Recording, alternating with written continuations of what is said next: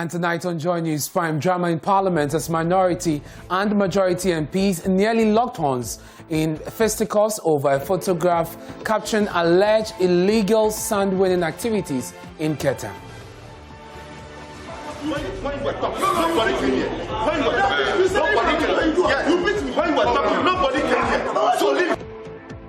We'll be running an image search of the contentious photo and find out the origin. Meanwhile, the people of Keta are still appealing for relief items. Some of us, we don't have no place to sleep and we don't have no food to eat too, because if the sea rough, we cannot go to fishing. So, and because of we don't get any place to sleep, we don't get any place to stay, going to work is a problem for us. So we need the government to come and help us do some work for us, so that it can protect the land for us. Also tonight, police in Kumasi is investigating a robbery incident at Ija suburb where machete-wielding men attacked the Pico food joint in the Top High area. Not long ago, I was attacked by men holding cutlasses and robbed of my money and other belongings. This happened close to this very place. In business. The price of beans shoots up by 100% in the Shanti region, leaving lovers of the delicacy with no choice than to buy double their normal daily patronage. With 4 cedis, I used to get satisfied. It could sustain me to the rest of the day. But now it's either I go for a second round or I increase the amount that I'm going to buy.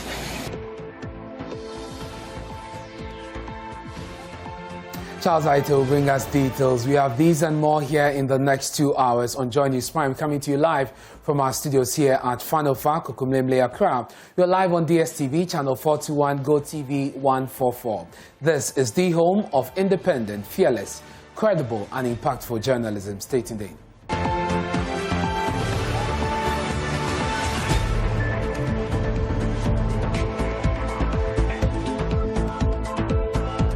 Hello again, my name is Ernest Minu. To the details now. And drama in Parliament as minority and majority MPs nearly locked up in fisticuffs.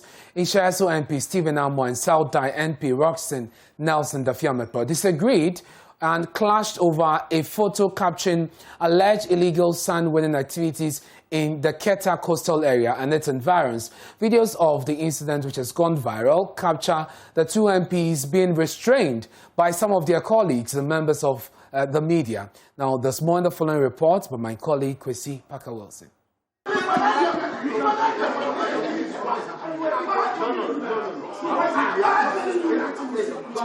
Let's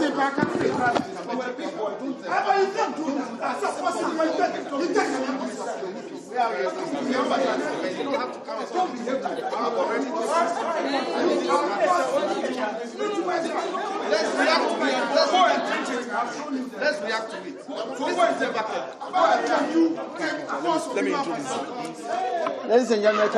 The bone of contention, which nearly degenerated, had to do with an image used by the majority caucus to back their claim that the recent tidal waves, which has displaced over 1,000 people along the coastal area, is largely due to sand-winning activities of residents.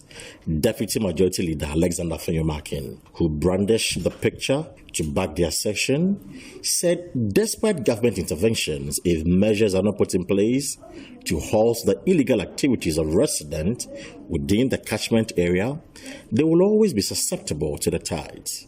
Addressing the media in Parliament, he cautioned the NDC MPs against politicization of the issue and charged them to fashion out strategies to deal with the illegal activities of sand-winning along the coastal area. We want to state that the entire coast of Keta is under serious threat due to its soft geology and low-lying topography, climate change.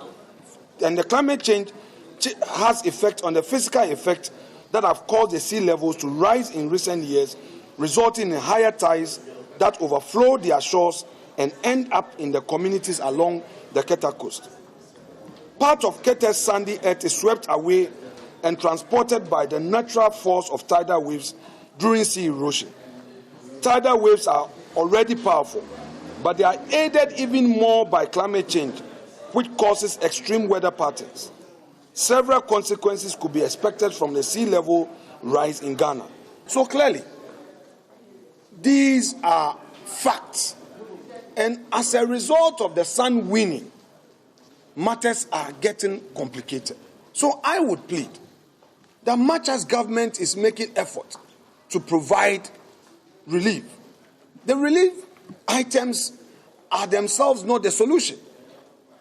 They are temporary relief after the whole thing has occurred. But then what steps can we take? And this is where I am appealing to stakeholders in that region to work together with those involved in sun winning, because the research is clearly pointing to the fact that these activities are making the people there more vulnerable, and it will cost the nation more money in terms of recovery, in terms of settling these people. So for emphasis, I am calling once again on our colleagues in the Volta region to look at this as a national disaster and not look out for scoring cheap political points. Because obviously, we never heard them talk about the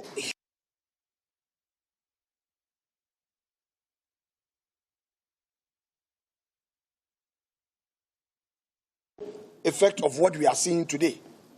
And in all their address, not a single statement was made. Meanwhile, the activities of sun winners are all over the place. And it's recorded, it's on the internet, it's happening daily. NDC members from the voter caucus who were also lurking around the corner, eavesdropping on the majority presser, snatched the picture from the deputy majority leader, which led to the heated exchanges.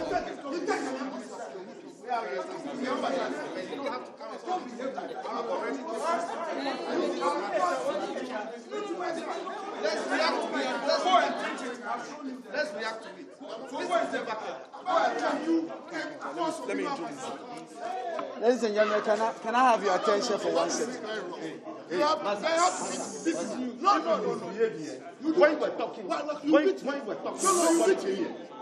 The NDC MPs cast doubt on the image used by the NPP MPs. The Honorable Deputy Majority Leader says this is attributable to sun winning. That is the most pathetic statement I have heard on this matter. He demonstrates a certain lack of understanding of the geomorphological formation and causage of denudation of our coastline in this country. So, and he has come here to bring a picture that clearly is not even reflective of the coastline of Keta or Aflau or Angloga or where I come from. Our coastline has no forest on the coastline. Our coastline from Aflau to Anyangwi through Angloga is full of pristine sand. It has nothing like the forested beach line he has introduced to you as being representative in terms of photography of the coastline of Keta. I am not trying to underrate the relevance of denigrating our coastline as a result of sand winning. But to say that the lives of the over 4,000 people were caused or destroyed by tidal waves as a result of sand winning is, with all due respect to him, unacceptable.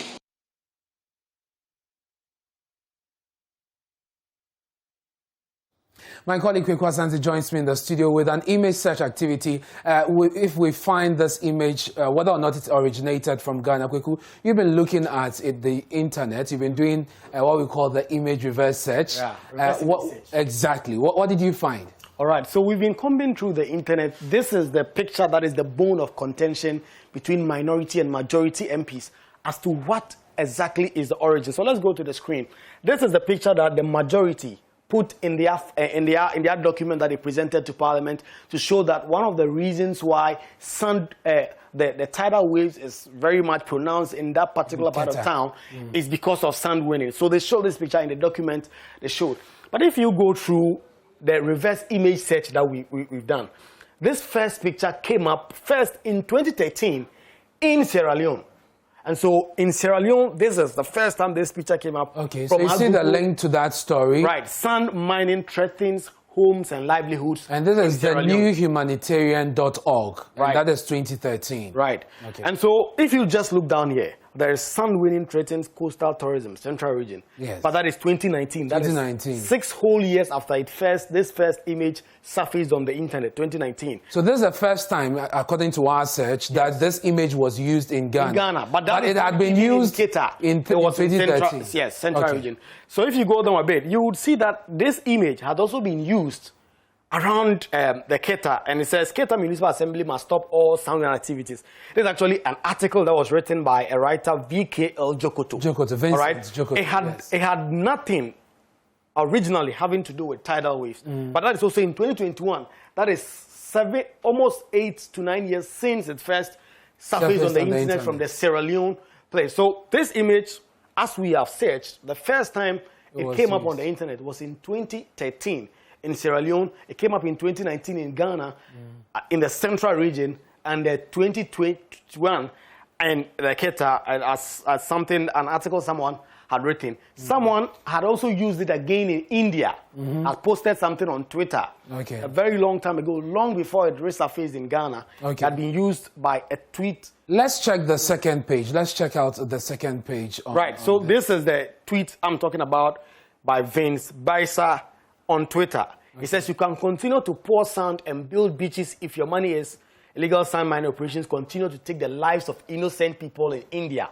So this is a tweet that someone made, and if we could just see the tweet from there, you would see that it was tweeted a long time ago before this image actually also resurfaced again on the internet. In So that is Vince's, well, it came up a while ago. But essentially, that is it. And so, Kweku, thank you very much for helping us put this in perspective and to really look at the origin of that photograph, which has generated controversy. The Inshanso MP, Stephen Amwa, joins us on the line with a reaction to the story. Thank you very much, sir, for your time here on Joy News Prime. Mr. Amwa, you are challenging the claims by the Southern MP, Roxanne Dafiameto, that their meeting, which resulted in the exchanges that we saw. Thank you very much for this opportunity. But before then, please, multimedia, I'm just begging you. Joy FM, this is the second time they've done this to me. We have a very good relationship.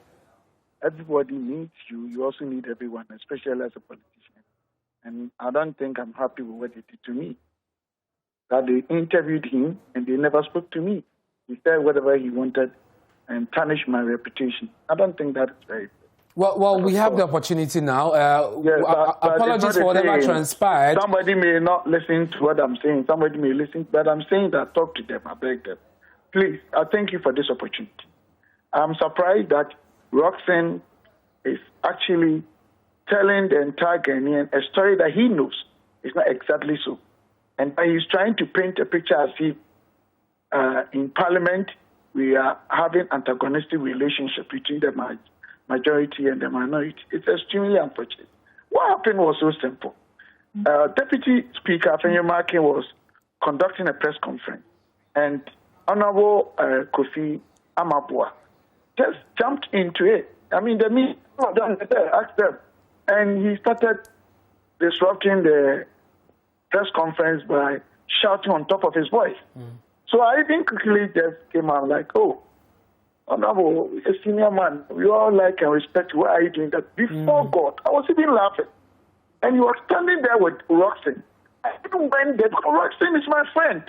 You changed the story entirely. I'm even surprised. Well, Honorable, because of time, the specific claim that he made, which you do not find, which you say is not true, is that he said that you had told him you were going to disrupt their meeting, and you did. That's according to him. No. So your response to that specific claim? That's why I'm keeping my side. I'll end soon so that you understand what I'm saying. Yeah, because of time constraints, sir. Oh, my God. So he was there. I even went with my back to just to show friendly. Everybody was there, like hugging somebody from your back, and we're all laughing.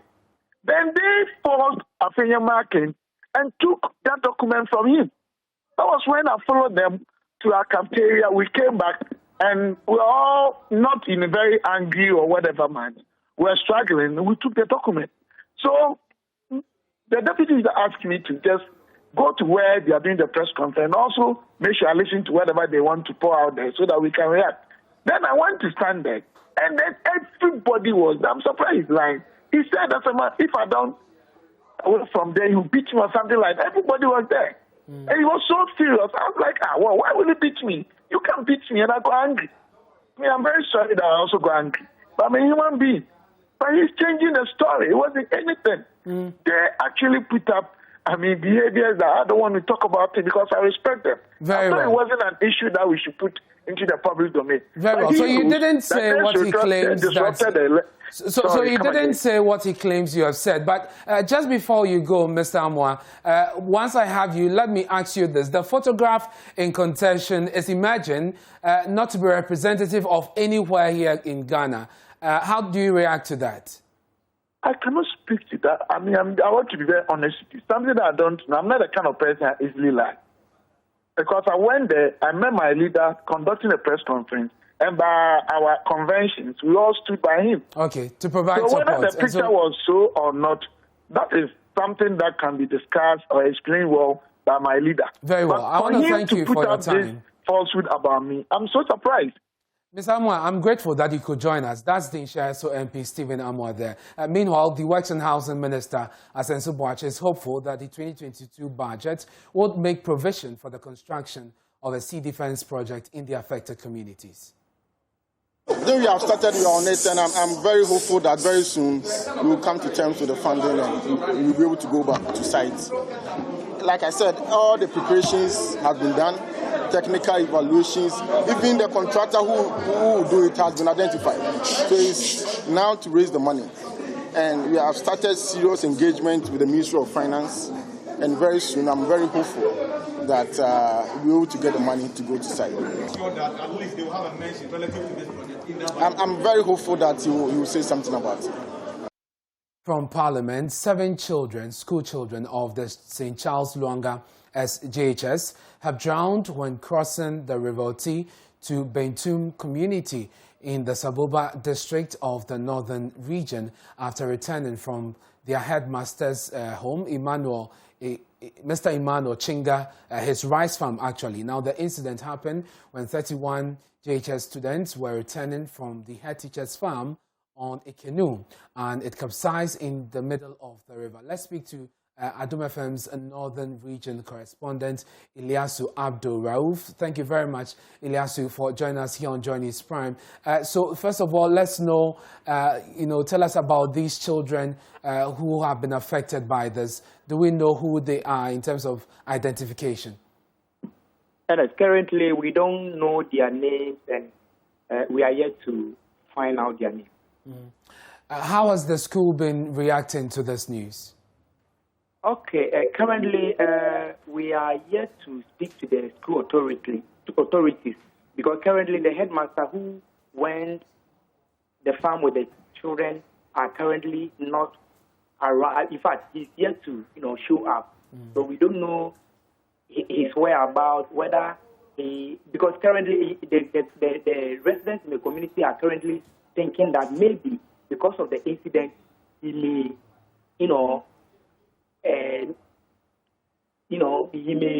he may have left the community as a result of the incident. Exactly. But Rauf, what are you learning regarding this unfortunate incident? What exactly do we know? What more do we know about this? Okay, we understand that the headmaster told the children that they should join him in farm to harvest his rice.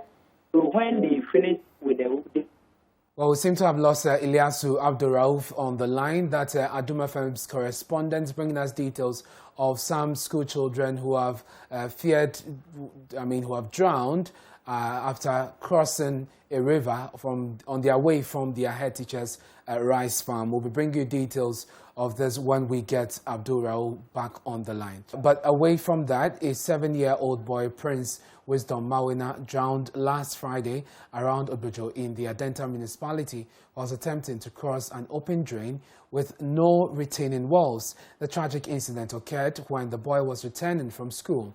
The Adenta MP Mohammed Amadou Ramadan, who made this known on the floor of Parliament, blamed the unfortunate incident on government's failure to construct a bridge over the drains despite several appeals to the Roads and Highways Minister. There's a particular drain that I brought a picture to the House to show to the Minister of State the gravity of the problem there. And the question I remember was that it was asking the Minister what urgent steps government was going to take to solve that problem, given the fact that the rains were imminent. Mr. Speaker, as fate would have it, on that particular Friday, it rained. It wasn't even the usual heavy rains. A 7-year-old boy by name Prince Wisdom Mawina Indobisi of Peace Academy in Ashalibutwe had closed from school. 7-year-old boy. He's the only child of his mother. Mr. Speaker, they closed from school. They were going back home. He lives around the St. Peter's School around Obojo area. He went crossing that drain, Mr. Speaker. Unfortunately, this boy got drowned. If you know Ashalibutwe properly. So his other colleagues who were with him, who were crossing the drain, had to run back. And it's unfortunate. Eyewitness from the young ones were saying that this boy was shouting aloud, calling one of his friends that, "Jack, can you please help me?" This boy's body was found the next day at Trasacco Phase 2. If you know the distance between Ashalibutwe and Trasacco, it's quite a distance. It tells you that the speed with which this water was coming, I mean, it's a tragedy, that's an avoidable tragedy. My prayer and my plea to the Honourable Minister is that you should please turn his attention to the good people of Adenta constituency. This tragedy is an avoidable one. My prayer is that this is the last time we'll have to lose a life like this. I've gone to meet the family. I've met the mother. She simply cannot control her tears. That's her only child. Well, the Roads and Highways Minister, Kwesi Amoakwata, in response assured that the provision for the construction of the bridge would be made available in the 2022 budget.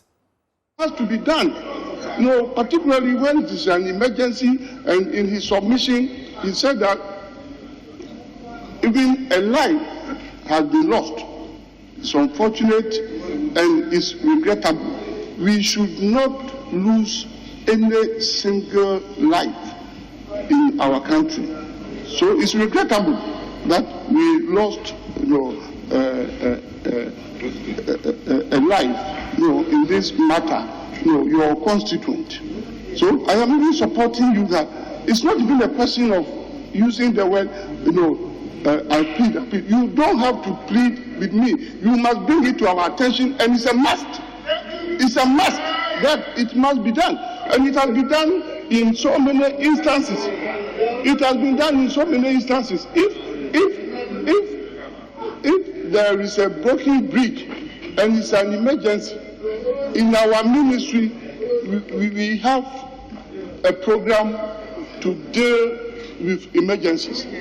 There are so many broken bridges across the country. There are so many deteriorated stretches of roads in our country. And like I always say, it cannot be done in a day, in a week, in a month. No, but if there is a bridge in your constituency, particularly if that crossing is being used by school children, and it poses danger to our children, you are a colleague MP. You have to bring it to our attention immediately, and if some colleagues will be honest to themselves here, such situations have been given special treatment and have been done in the past. No. So the point I am making is that perhaps we do not even have to wait to make a statement on the floor. Once there is such a danger, just report to us. I am here with you all the time. Bring it to my attention that there is this danger, and it will be resolved. So, Mr. Speaker, I am calling on my colleague to bring it up as a matter of urgency, It's unfortunate that we have lost a life, because once life is lost, you cannot bring it back. Hundreds of people filled the streets of Pando in the Volta region protesting the deplorable state of the Pando-Toko access roads. This follows several attempts to get the roads fixed. Currently, the contractor has abandoned the project. The residents complain terrible roads is hampering socio-economic activities. This road leads to Pando-Toko and its adjoining communities from the municipal capital, Pando. It was awarded for construction about 2 years ago. However, Bugri Nabu Construction Limited was compelled to abandon the project due to a lack of funds. The roads have been deteriorating by the day, with some portions developing gullies, making it unmotorable. This informed the decision by the residents to embark on a demonstration to register their displeasure with the government's inability to fix their roads. Hundreds of residents from Toko, Jigbe, Avetikope, and Jawe took part in a demonstration which took off from the Pando-Toko main lorry station. According to the residents, the state of the road is not only affecting their health but the local economy as well. Most of these residents, who are fisher folks, farmers and traders, say the roads are contributing to a decline in their sales, where their business partners are becoming reluctant in traveling the stretch to trade with them. If you look at Toko, Toko is one of the harbors in Ghana, apart from Takoradi and Tema. Toko is part of them. But the way the road is very, very bad. People's lives have been lost, and people are getting accidents every day. Please, we are not asking for anything, just the road. You are the main producers of what? Okra and what? Garden eggs. And the main producers of fish. And if you can see charcoal that they use in the market, is from Toko. And if you go to the riverside right now, our Pantulani place is under the river. We have been neglected for far too long. So I can say we are happy that this was a very peaceful demonstration, and we are pleading to the government just to listen to us and fix it through for us. They processed through the principal streets of Toko to the municipal capital, Pando. The participants wielded placards which read, "Year of roads, but nothing to show. Our farm produce are getting rotten, Mr. President. Access to good roads is a right, not a privilege. Rest in peace to all gone souls," among others. We will not vote if our roads are not fixed before 2024. The pontoon lands at Toko, but our roads are very bad. Our youth are dying out of accidents on the road. So we are pleading with the roads minister to fix the roads for us. We will handsomely reward the NPP in 2024 when the roads are fixed. We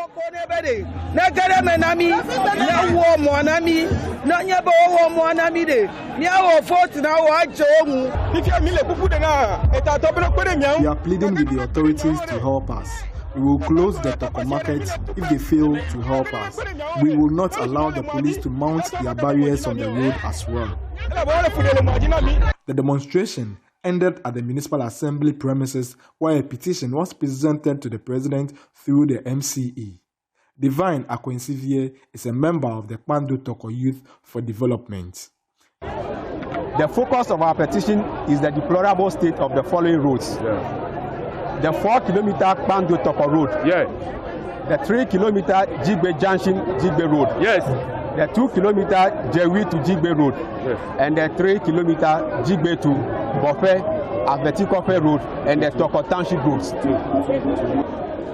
Our main focus is how the 4-kilometer Toko to Pando road, as well as the road linking Jewi through Jigbe to Toko, can be fixed, so that the great economic potential that Pando-Toko holds for its residents and the larger economy of Ghana can be realized. How many more lives would have to be lost before action is taken?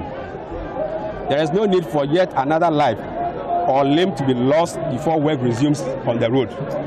We are, by this petition, appealing for work to resume on the roads at the earliest opportunity. The MCE, Jeffrey Kojo Badasu, promised to extend their concerns to the appropriate institutions for immediate actions. Yes, I just want to thank the organizers of the demonstration that their petition is well received. I'll take it to the appropriate quarters, and in due course, what needs to be done will be done. I appreciate your coming, and thank you all. The residents are hoping their issues would be addressed to avert needless deaths and a decline in economic activities. Fred Kwame Asari, Joy News, Bandu.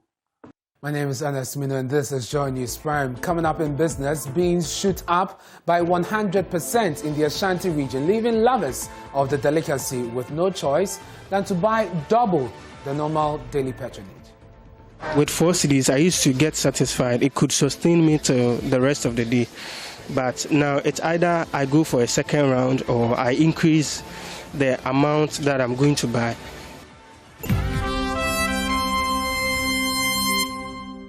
And it's time for business. I'm Charles Ayeti. The Finance Minister, Ken Ofori-Atta, is making a strong case for the establishment of more local gold refinery firms. Now, the minister said this when Goldfields Ghana presented a dividend totaling 159 million cedis to government. George Rafi has more in this report. The Minister of Finance, Ken Ofori-Atta, noted that going this way would ensure that capital flight issues when it comes to gold exports are addressed. He believes that this will go a long way to ensure that the economy benefits from the commodity. Ghana being the largest exporter of gold in Africa, I believe, for the past how many years? 3, 4, 5 years.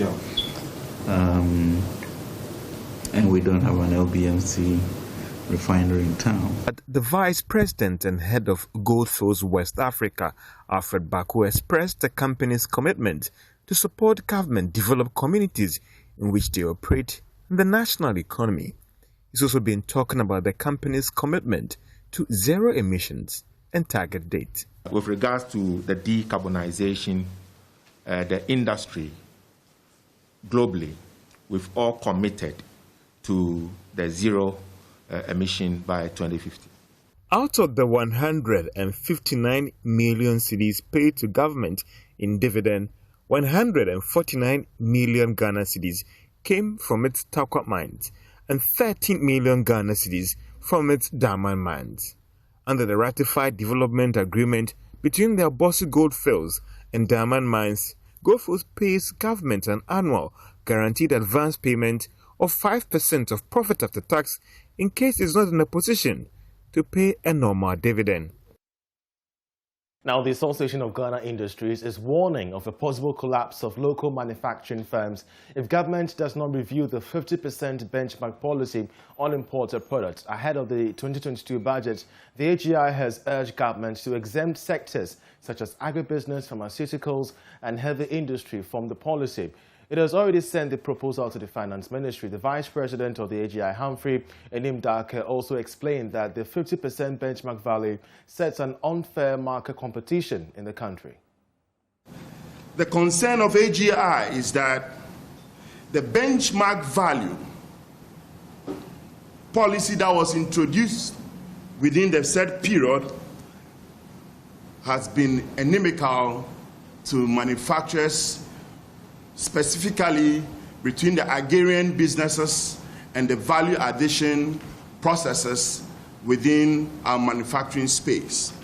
Examples: 1, local manufacturing is collapsing with the influx of finished imports. Finished imports equally enjoying 50% reduction in their benchmark value. Some of these imports to Ghana already enjoy significant export rebates from their countries of origin. Now, have you realized the size of a bowl of beans has reduced or the price gone up recently? Well, in Kumasi, sellers of gari and beans, popularly called gobe, are no longer selling for 1 cedi. This is because the price of beans has shot up by 100% since October, and consumers have started feeling the pinch. Lava Firm's Anita Sewa Ajuga explores the economic impact in this report. My name is Godbless Nyama. 22-year-old Godbless Nyama loves gari and beans. That is his go-to meal every day before the day ends. A day without eating this food means he has to spend more. And Beans is one of my favorite foods. With 4 cedis, I'll get satisfied and it can keep me for the whole day.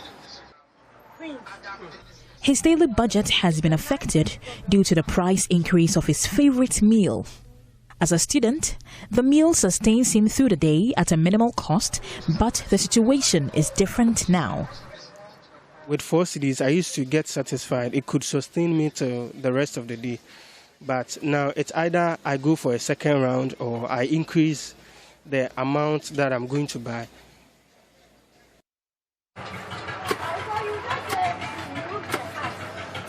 Efia Mansa carefully pounds this quantity of beans in a mortar. This activity is to easily separate chaff from the beans properly before she cooks it.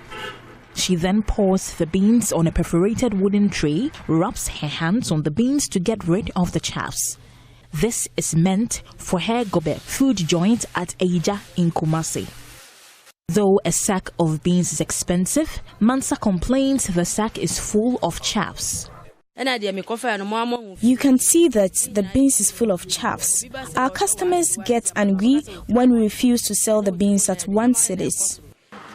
Just like other gobe sellers, she has increased the price of her beans to stay in business. Beans to 1 cedi 50 pesos. I'm unable to make enough profits.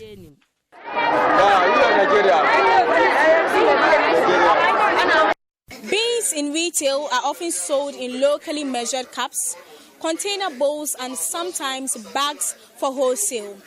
A cup of beans in the Kumasi Central Market was sold at 2 cedis 50 pesos between January and September. But it has suddenly shot up to 5 Ghana cedis per cup. Alhaji Baba is an importer of the staple food. He attributes the increase to the safer and high cost of fertilizer prices. Beans no ni bebere free France country ena eba. France country a free bano. Safer na ya de kofa. Ebi fu Burkina, ebi firi Niger. Ente safer no akosoro sama. Yakofa. We import most of the beans from French countries, but the safer keeps increasing. Now most of the importers are unable to buy the beans.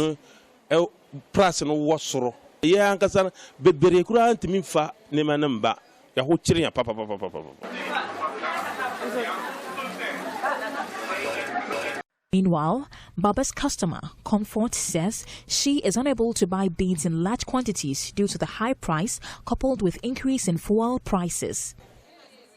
First, ukita 20 million out in Fanema. Now, so a few way dear. No, couldn't ukita 20 million. What are beans I bag me? I can only afford to buy 2 bags of beans with an amount of 2,000 Ghana cedis. Well, it is evident that until the Ghana cedi stops depreciating and fuel prices are reduced, food prices will still keep going high. Anita Sewa Ajoga's report read to you. And that'll be it for business for this session. We have sports coming up. Do stay with us. Hello, good evening, and welcome to the sports segment here on the Joy News Prime with me, Oreku Wampo, for 2-time former world champion Azumah Nelson has reviewed the instrumental role late former President Jerry John Rawlings played in his life and career as a boxer. The former Ghana president died a year ago today after suffering from a short illness, and Azumah has described Rawlings as an incredible man. Young, you know, I like discipline, so I want to be a soldier, you know, and one time Rawlings was our manager. I see. When we were amateurs. I see. You know, yes. So sometimes it's even difficult for us to get food to eat after training. I see. You know, and this man, after training, he come and clean our room. President Rawlings used to clean your rooms for you. Yes, you know, and we don't want him to do. So no. He said no. People are tired, so you have to rest, you know. And he come and clean the room, and then sometimes something to eat is difficult. So sometimes he go and bring some beans and tatale, plantain, you know, and then we eat, you know. I told him I want to be a military man. I want to join the army, you know. A lot of us want to join the army, and he agreed for other ones, and he said no, I shouldn't join the army because what he's seeing in me is bigger than army. I see. Yes, you know. So today, as I am right now sitting down here, and I can say Rawlings is my prophet. Still talking about the late Flight Lieutenant Rawlings, the former aide, Dr. Donald Agumenu, has urged the Ghana Boxing Authority to organize an annual boxing tournament to support the foundation of the former Ghana president. The boxing fraternity has lost, if not the biggest promoter on the continent, then one of the biggest promoters in the world. And the GBA, the government of Ghana, must do well to institute at least a day aside in the history of boxing, an annual event that would remember, commemorate this legend for promoting and sustaining the sports of boxing and putting Ghana at the global stage. I call for a charity bout to support his foundation. I call on this moment, especially what is happening in Qatar, his beloved hometown. Qatar, at this moment, is bedeviled. He's been there. He tried to solve it by building the sea defense. But as we speak, Qatar is still faced with this challenge. Today, President Rawlings is not alive to speak to the authorities that matter, to call for the attention of the global community, the people championing the climate compact, the climate evolutions. I want to say that let us all come together to see the need for championing these things and bringing a sustainable solution. May the good Lord comfort us as we grieve. A year is just too short for us to forget the pains. But I believe that as you do these things, it is a way of healing us a bit. Before we wrap up, let's just get the latest from my Joy Online /sports, where you can get up to date on the happenings in the world of sports. And you can see the first story they're talking about Asante Kotoko maintaining their 100% start to the season. They beat Bibiani Gold Stars this afternoon. We're bringing you updates from that game in the second part of the sports segment. My name is Orek Wampofo, and Showbiz is up next. And Noella is not joining me for Showbiz today, but I have some stories for you.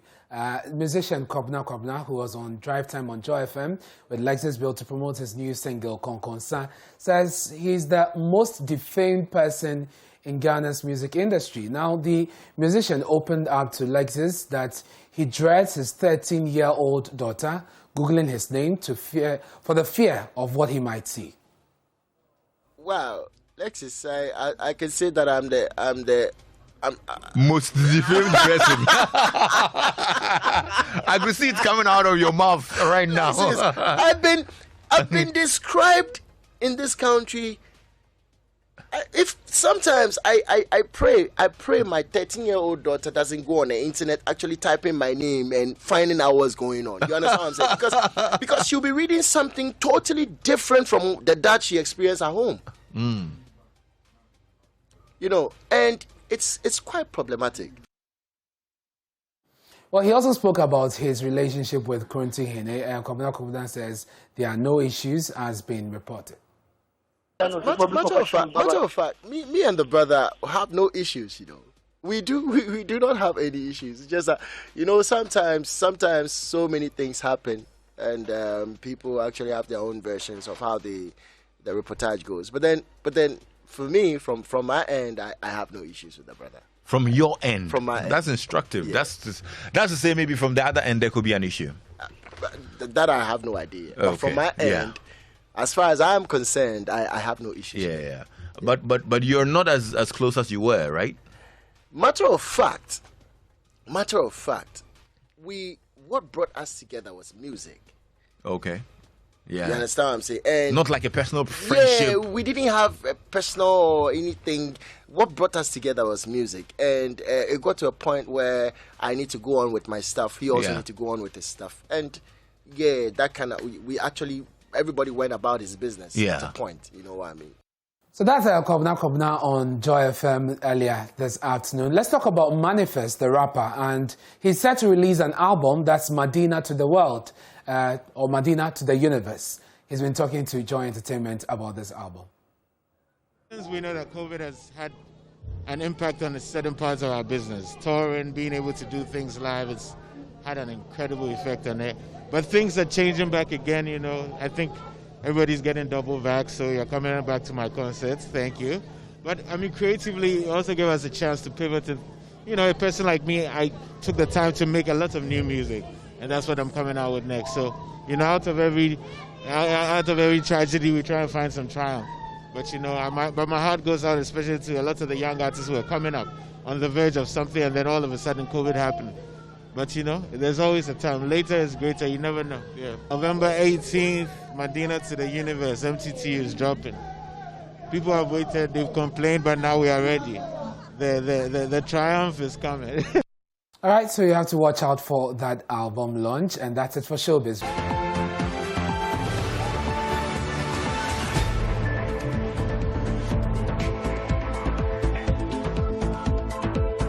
Thanks for staying with us here on Joy News Prime. Now, more than 2,000 pigs have died after contracting what veterinary officers say is the African swine fever. The incident, which occurred within a period of 3 weeks, has affected more than 50 farmers in the pig farm cluster in the Ejisu municipality of the Ashanti region. Prince Apia has more in this report.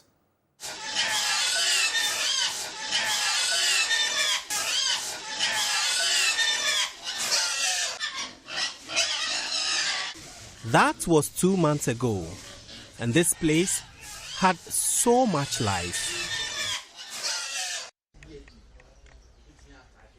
Today, seated under this tree are frustrated and confused swine farmers.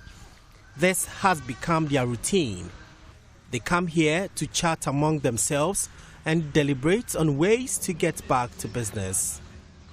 Ordinarily, in every pig farm, you are greeted by loud oinks from the pigs. But this cannot be said for this particular farm because more than 1,000 of the pigs here have died from the African swine fever. So today, it is dead silence. Pig farmer George J. counts his losses as he takes me round the farm. 2 weeks ago, he noticed changes in his pigs to a strange disease which will later be identified as the African swine fever. For 7 years, this is the first time he's experiencing this. Those pens that are affected, you see 1 or 2 of these pigs, they are not active, they won't try to eat, but normally that's we do. Commonly, we would try to touch them and feel their body temperature. But in fact, honestly speaking, throughout my experience, 7 years, I've never felt this kind of temperature before. Extremely hot. Then the animal will be breathing in a strange manner that call for immediate attention. Some of them too, you see the color, the body color changed. Some change light brownish, some yellowish color. And then 1 or 2 we've observed, some sort of blood will be oozing from the ear and then the eyes. Mr. J is part of the Ejisu cluster of over 50 pig farmers who are the worst hit by the disease. He has lost more than 35,000 cedis from the current situation. We have, myself alone, I have approximately 30 pens.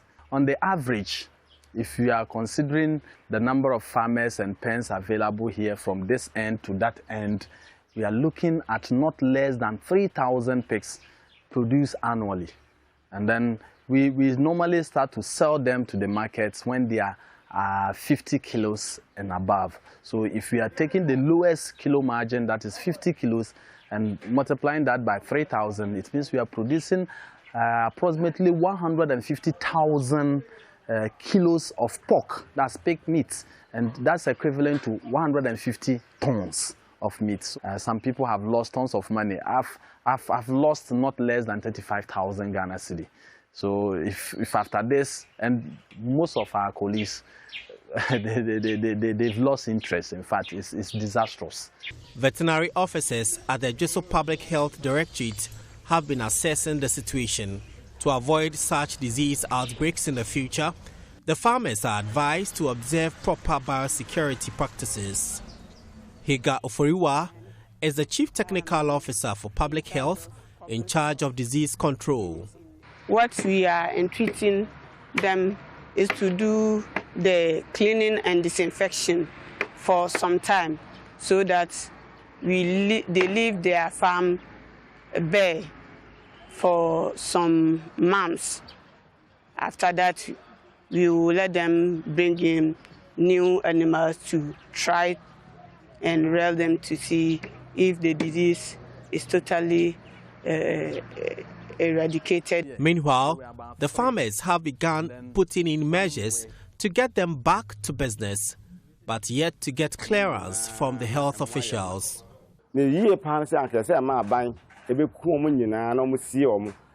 my spray near the Ado Hana Yaliano, a free Hakran Sana, I started money for fro. Now, so send a music catcher, they say Ghana buying Eniska. It is on Bekunkum money in our crown, and Yadia, it be a compensation, be a free baby abba. It's no, as at now, the young Cassam Pedro near the Ade, name spray her. So be free outside the dinner, Baha, so be cum dear, ye chum. And at times, so how be all win Nimuno. Now I bow say, hey, when we say well, hand or barber show, and no say, a season if you say a nim baby will feel away the orba. Madame Oforiwa says it will take close to 6 months for them to start working on this space again. So what is happening here is that most of the farmers are waiting for their pigs to die from the African swine fever because most of them have been affected by the disease. Then they bury them.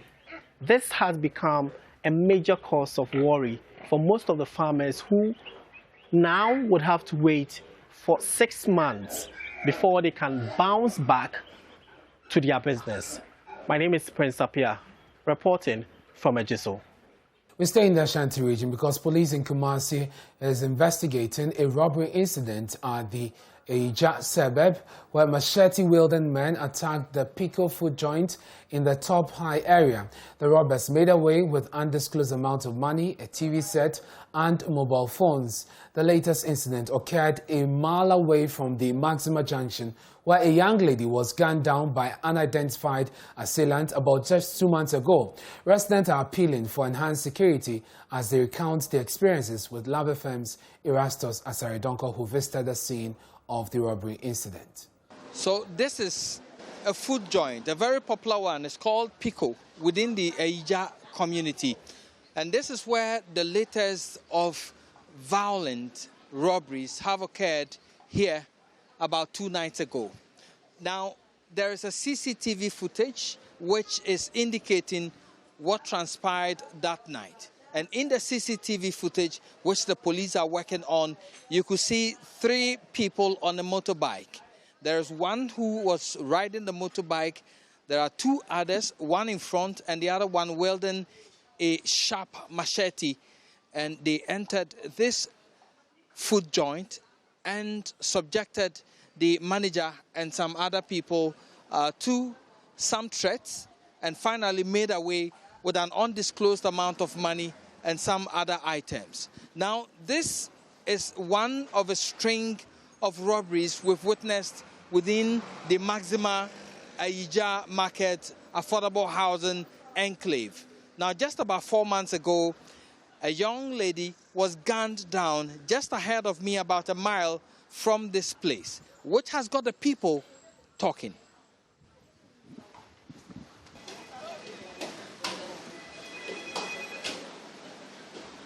Now, CCTV footage captures the two men, one still wielding a very sharp cutlass, comes in here, and you could see the owner of the restaurant seated somewhere here, and you could see the harassment that follows and the threats that they will be butchered if they don't surrender what they have. At the point, you see one of them forcibly removing a flat screen TV from here and then picking their mobile phones from them and asking them to lie on the ground. Now, the CCTV footage that has gone on social media, already the police are indicating that that is not going to help their investigations, and so some of them have been asked to pull down the footage, which will indeed serve as evidence. The robbery here has sent shivers down the spine of many residents. Some of them have been recounting recent encounters with robbers in the area. Not long ago, I was attacked by men holding cutlasses and robbed of my money and other belongings. This happened close to this very place.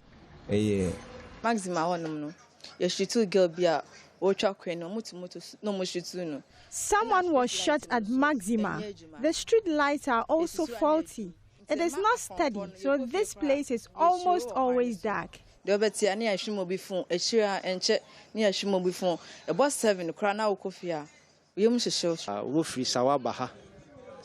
suspect the robbers come from surrounding towns to this place. It is very unsafe at night in this area.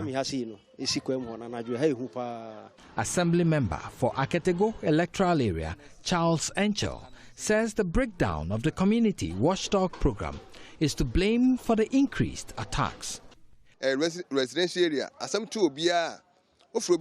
area is very quiet and always empty. This makes it easy for robbers to lurk around. Also, our volunteer operations have halted due to lack of funds. They are not able to monitor and fight crime. We seek any assistance to revamp the volunteering, else we do not know the next incident that could happen. Erastus Asaredonko, Kumasi. A preliminary analysis by the World Health Organization has revealed Africa's sharp increase in diabetes is clashing with COVID-19 pandemic and poor access to vaccines. The statement presented in advance of World Diabetes Day, which falls on the 4th, Africa's death rates from COVID-19 infections are significantly higher in patients with diabetes. WHO Regional Director for Africa, Dr. Matshidiso Moeti, said the COVID-19 pandemic will eventually subside, but Africa is projected in the coming years to experience the highest increase in diabetes globally. Director, Communicable and Non-Communicable Diseases Cluster at the WHO Regional Office for Africa, Dr. Benido Impoma, advocated access to testing and treatment. COVID-19 will eventually subside, but Africa is projected in the coming years to experience the highest increase in diabetes globally. We must act now to prevent new cases. All Africans at risk of diabetes must have access to testing. In fact, in Africa, about 70% of people with diabetes are unaware that they have the chronic condition. Health officials in Africa should take advantage of the increased availability of low-cost rapid diagnosis tests to routinely test patients in diabetes centers to ensure early detection and proper care.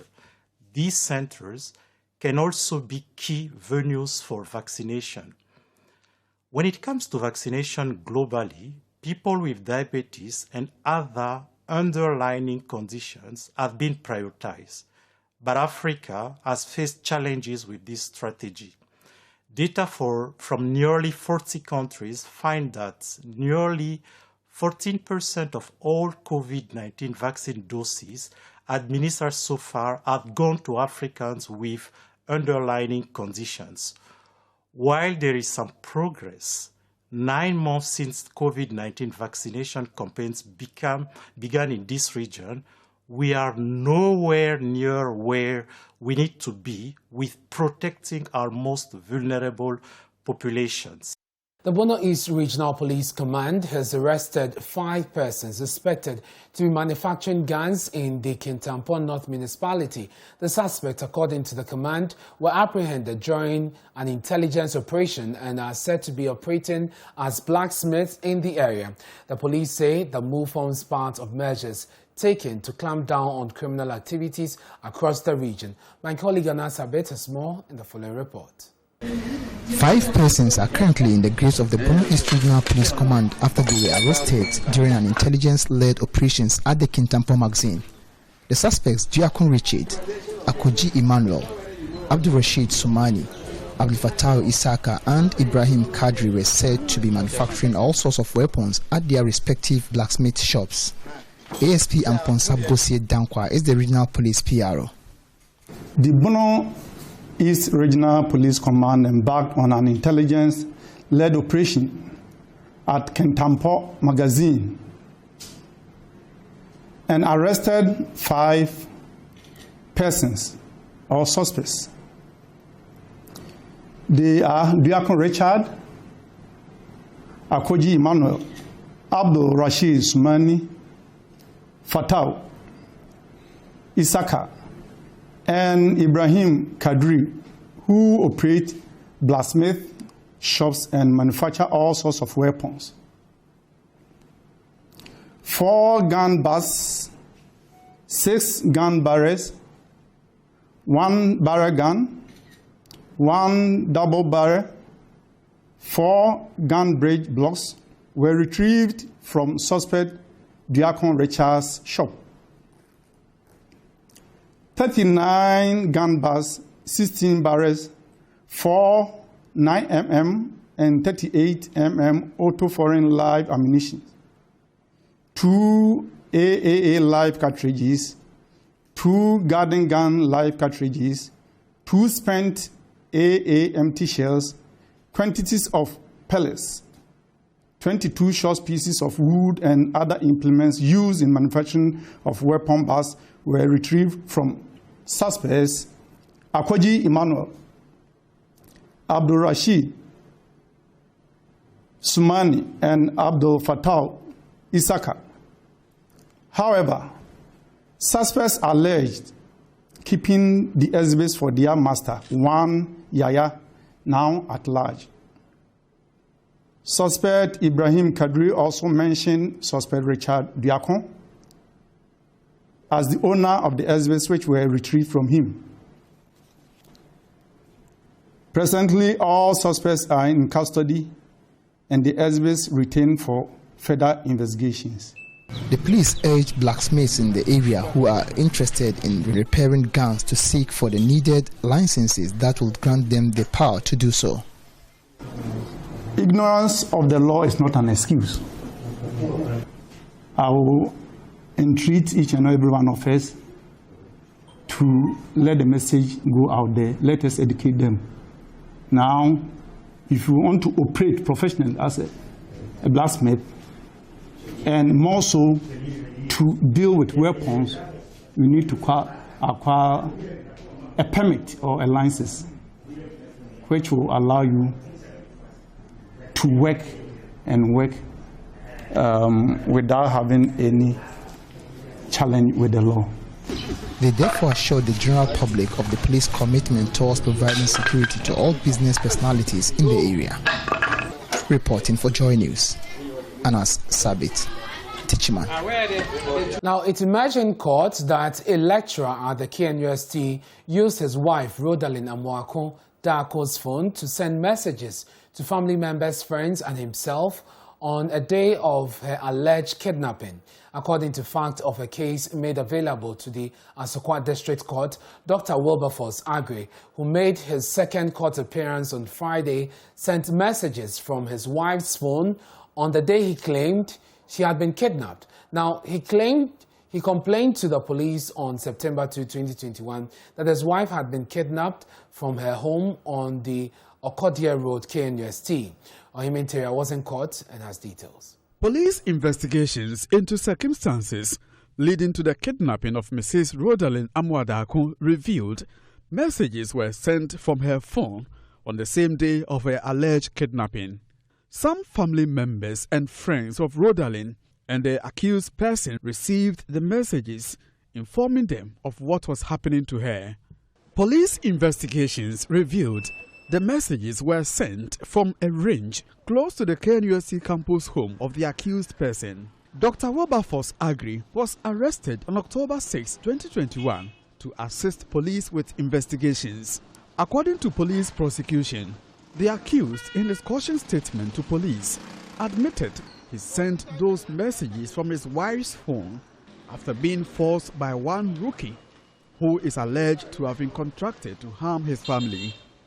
Rookie, according to the accused, decided to spare the young children of the couple, but decided to take the wife to a spot near the Volta Lake. The accused is, however, unable to tell police the location of the victim's phone. Neither is he able to tell the location of the victim. The Asokwa District Court on Friday remanded Dr. Wilberforce Agri into police custody. He is to reappear on November 26, 2021. From Kumasi, for Joy News, Ohim Interior reporting. A former veteran who took part in peacekeeping duties in the Republic of Congo has appealed to the government to come to their aid and surviving war veterans in the country by paying their medical bills.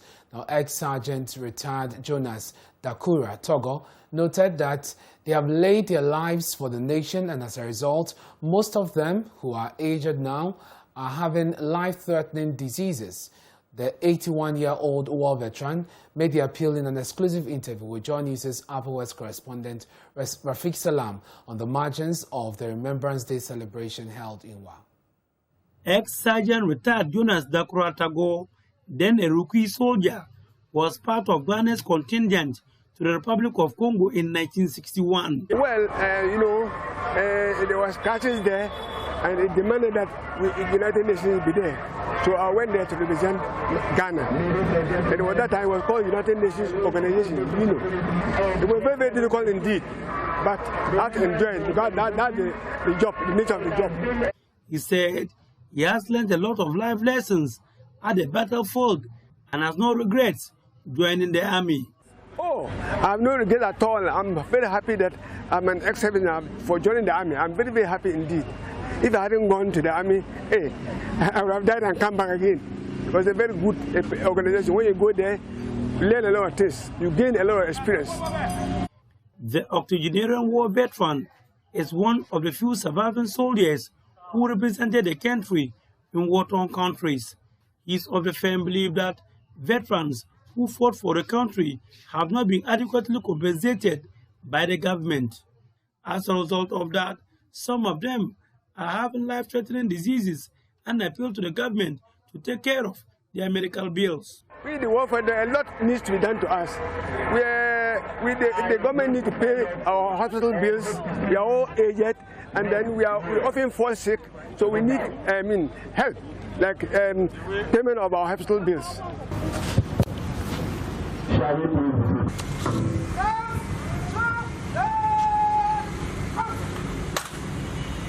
Each year on November 11, Remembrance Day is held all over the world to honor the end of World War I, which officially took place on November 11, 1918.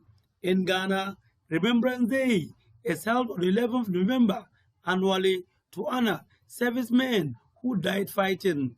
In Wa, the day was marked by a contingent of security personnel drawn from the Customs Division of the Ghana Revenue Authority, Ghana Armed Forces, Ghana National Fire, Ghana Prisons, Ghana Police, and the Ghana Immigration Services.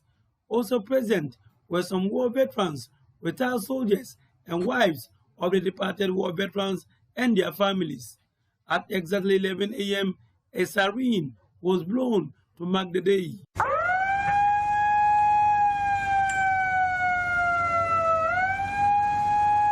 Upper West Regional Chairman of the Veterans Association of Ghana, WO1 retired, Dozier Gile, read a beyond verse.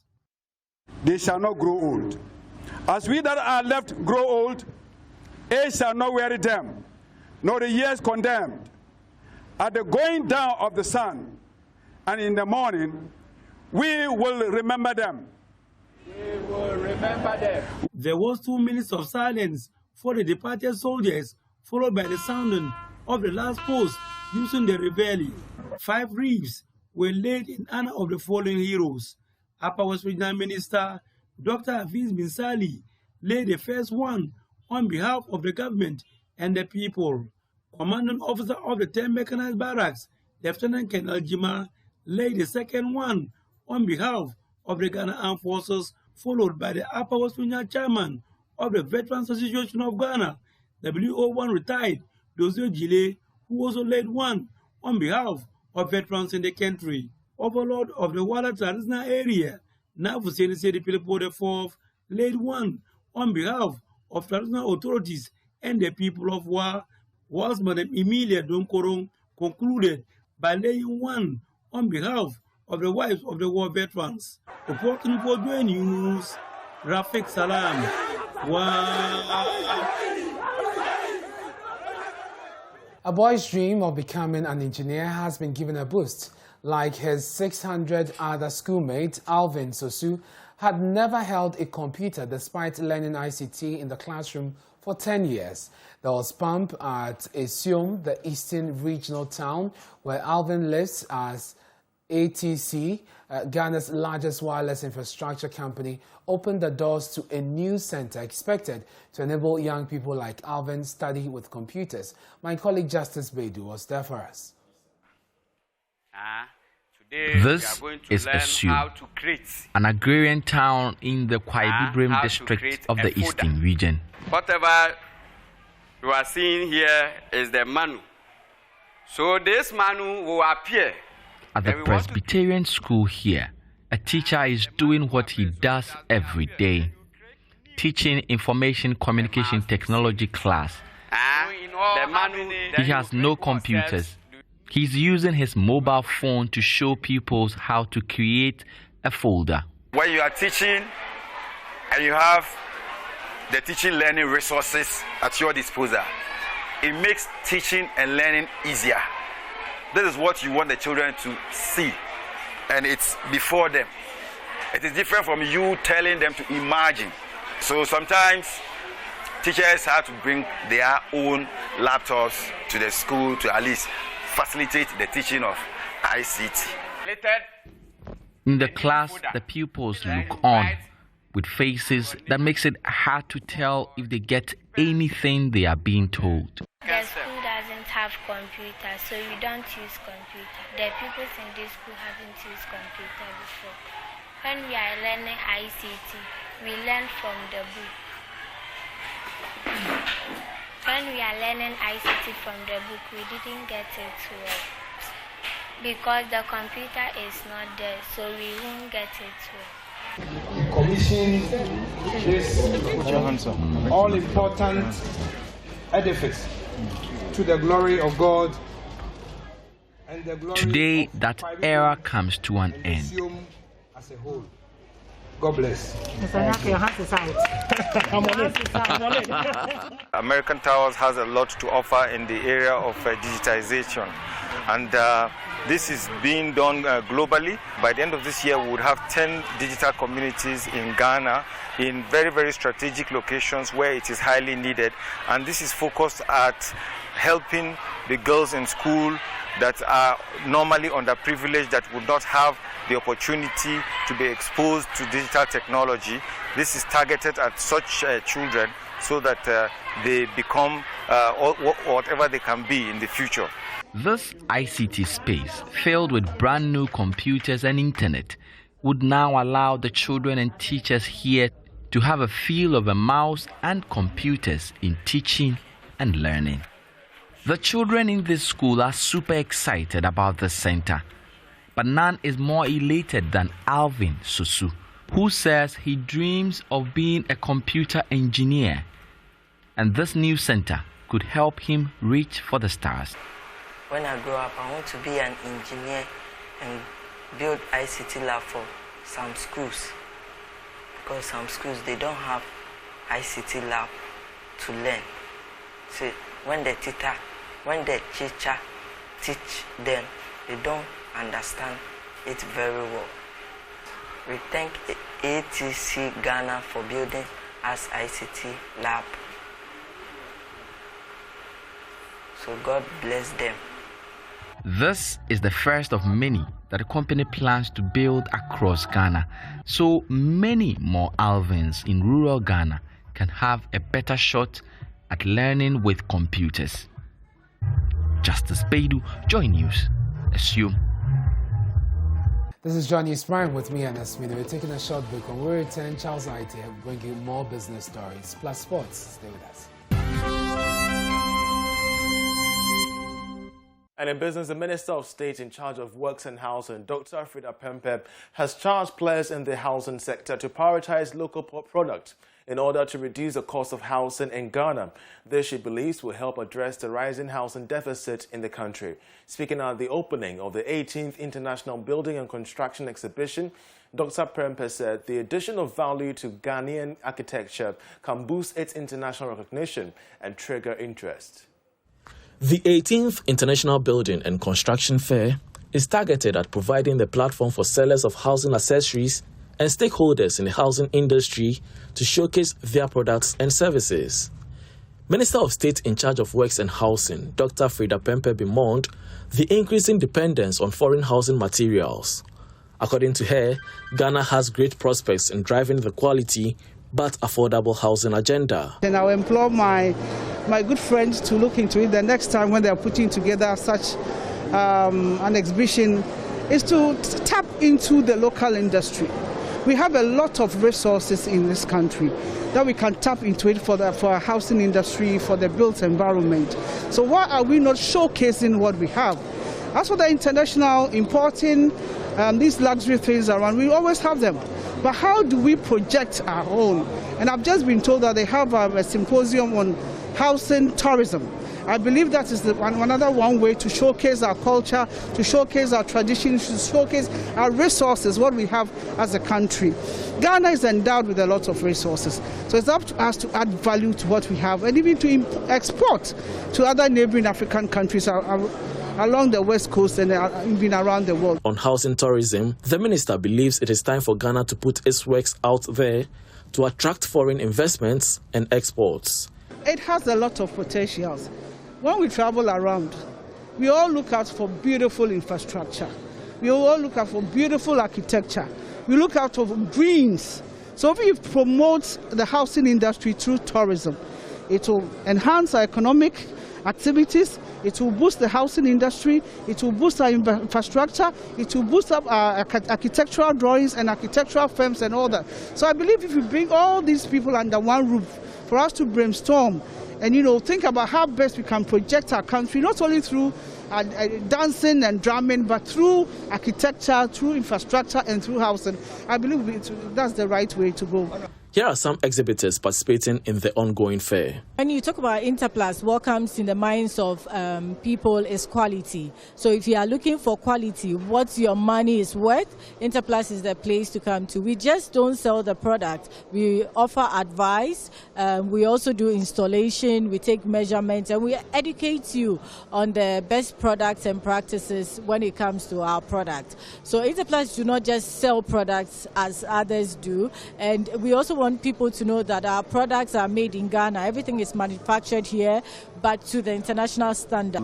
Talking of on the brand that we are into, we do more of sanitaries, towels, and then we do more of renovation of the houses, like bringing the house from the scratch to the new look to the people, so that it can make it look more confidential for them and their family. The fair is under the theme Targeting Projects, and it runs from the 11th to the 13th of November at the Accra International Conference Center. Now, the first dean of the UPSA Graduate School and president of the Lawal Open University, Goski Alabi, says corporate governance in the public sector is virtually absent. She wants governments to relinquish their responsibility of appointing CEOs to their respective governing boards. According to her, constituted boards must hold the sole responsibility of appointing CEOs if they want results and efficiency in the sector. She spoke to Odelia Ntiamwa. I would like us to make a distinction between corporate governance in the private sector and corporate governance, as it were, in the public sector. In the public sector, I think we need to critically look at that. First of all, it is for me problematic that you have the appointing authority of the board chairman as the same as the CEOs of the public sector. Many of the laws establishing the public sector organizations are like that.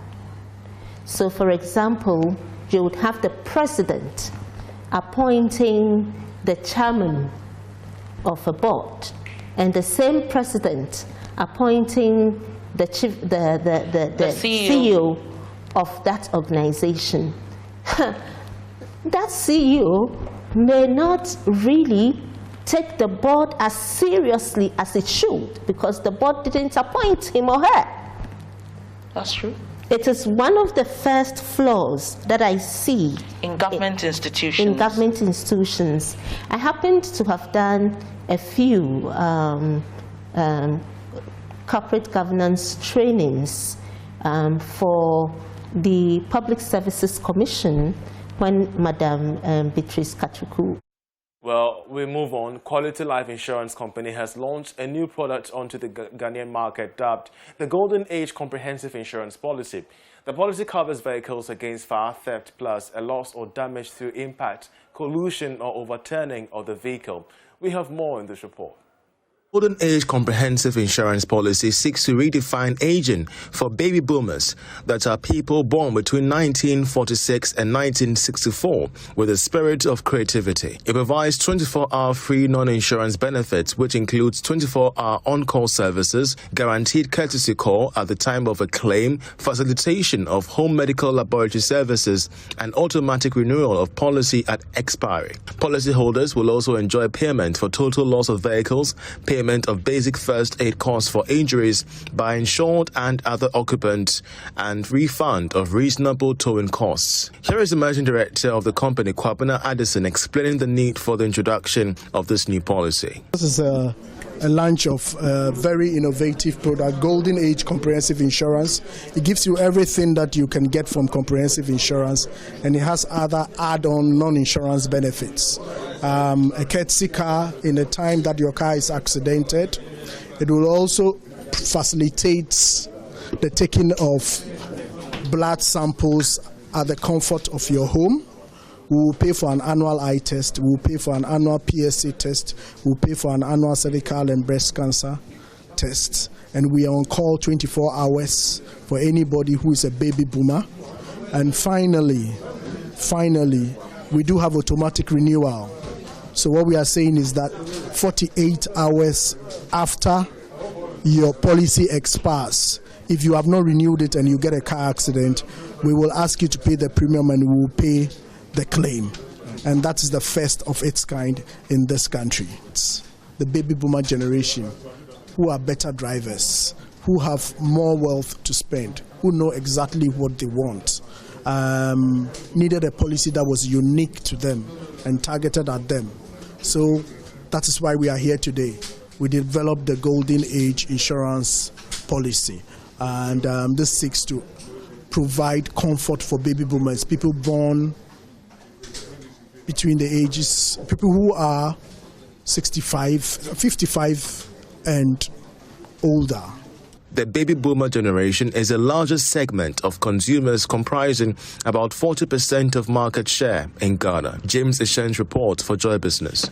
Now, players in the creative arts industry are calling for the formulation of policies to create an enabling environment for entrepreneurs of that particular sector to thrive.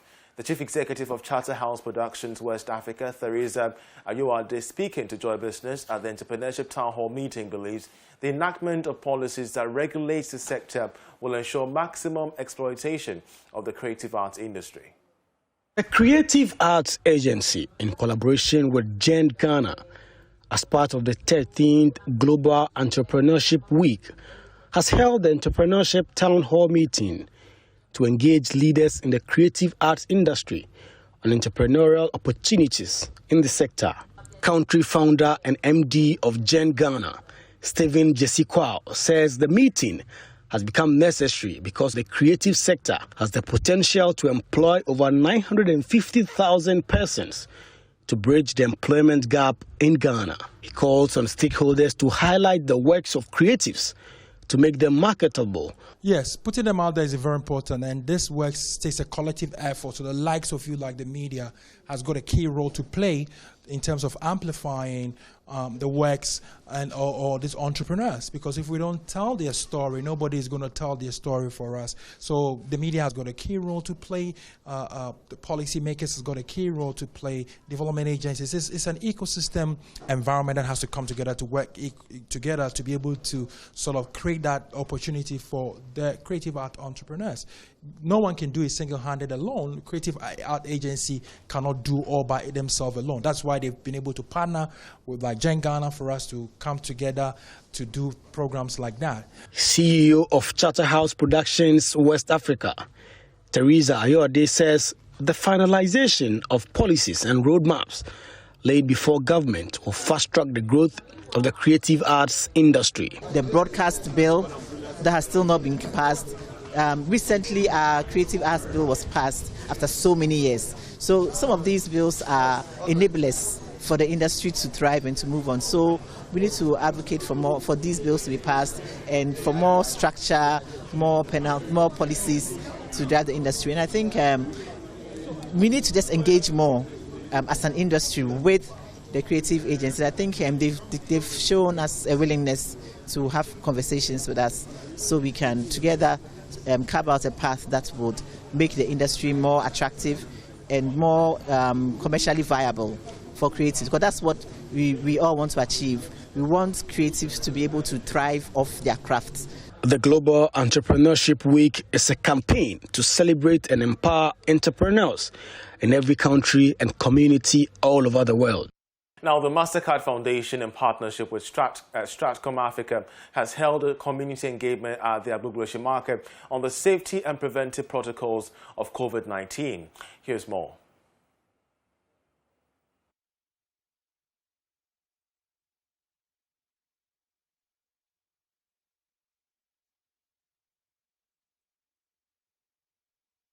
The MasterCard Foundation in August last year launched the hashtag It's Up to Us campaign as one of its corporate social responsibilities. The campaign encourages the public to wear masks, practice physical distancing, adopt regular hand washing with soap and water, and the use of alcohol-based hand sanitizers. These measures are expected to prevent infection of COVID-19.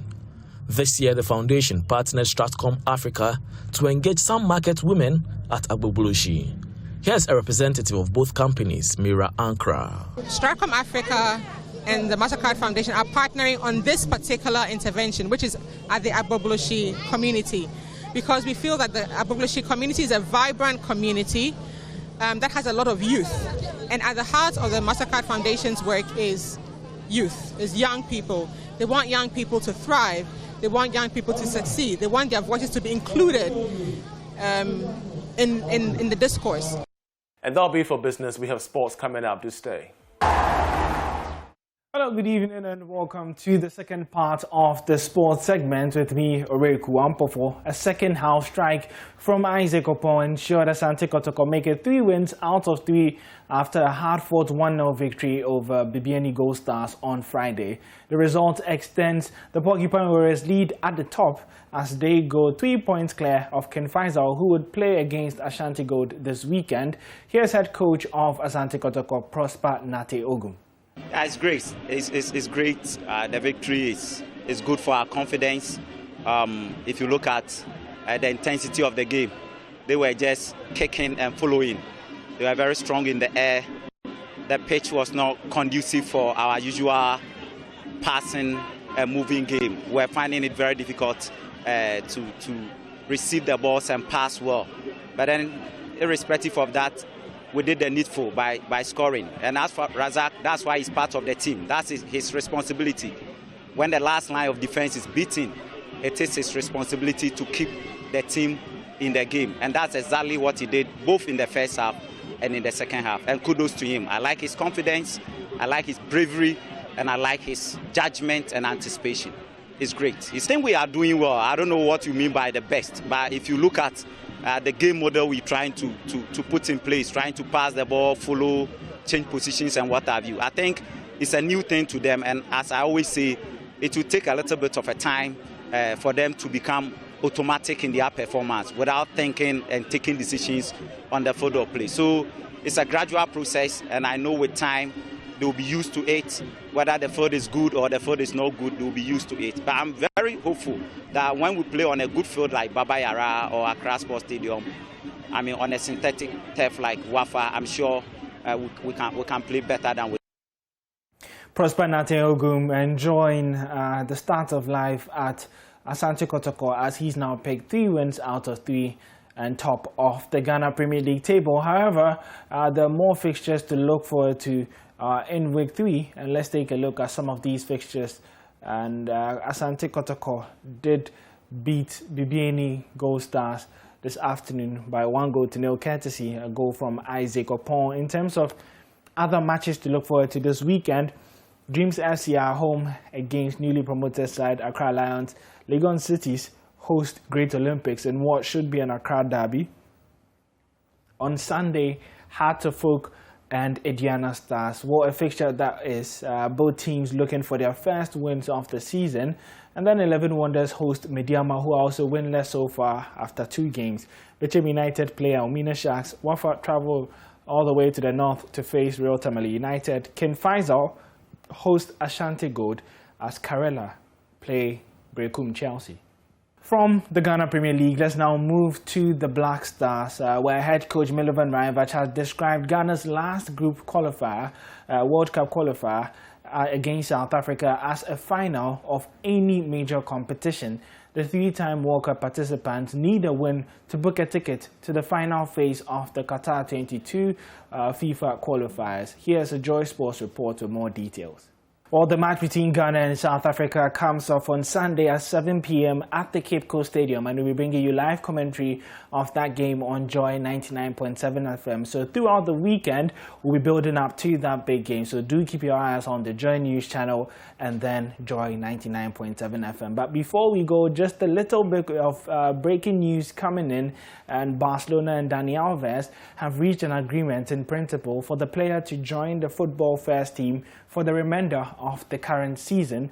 The Brazilian will be joining training for next week, but will not be able to play until January. The club will announce the full details at his official presentation as a new FC Barcelona player. Remember, Dani Alves is not so new to the club. He came in the summer of 2008 after 5 billion seasons in Sevilla. In the Catalan capital, he made the right-back slot his own across 8 seasons, where he made 391 official appearances, scoring 23 goals in the process.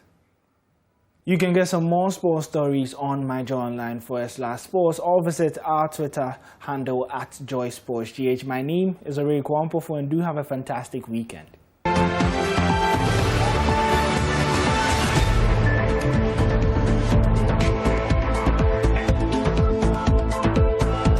And that's our show for tonight. Many thanks for your company. Please log on to myjoyonline.com. You'll find many stories there. From me and the rest of the team, we say have a lovely weekend. I am Ernest Mino.